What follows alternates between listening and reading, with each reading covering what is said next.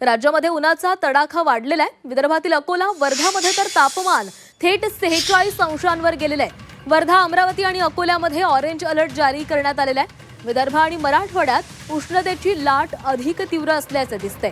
राज्यातील तब्बल 15 शहरांमध्ये कमाल तापमान 40 अंश सेल्सिअस पेक्षा जास्त नोंदवण्यात आले।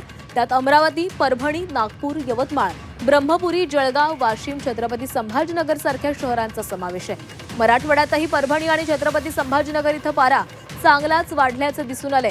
पश्चिम महाराष्ट्रातील सोलापूरमध्ये 44 अंश तर साताऱ्यामध्ये 40.2 अंश सेल्सिअस तापमानाची नोंद झाली आहे।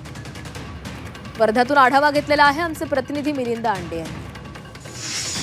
तापमानाचा पारा मोठ्या प्रमाणात वाढत आहे आणि अशातच वर्धा जिल्ह्यामध्ये जवळपास 46 अंश सेल्सिअस तापमानाची नोंद झालेली आहे। वर्धा असेल, यवतमाळ आणि अमरावती, अकोला या संपूर्ण जिल्ह्यांमध्ये मोठ्या प्रमाणात तापमानात वाढ होत आहे आणि त्यामुळं उष्म घाताचा एक मोठा परिणाम या संपूर्ण जिल्ह्यावर होण्याची शक्यता दाट वर्तवण्यात आलेली आहे। आणि कॅमेरामॅन निखिल शिरामे सोबत मी मिलिंद आंडे, G24 तास, वर्धा।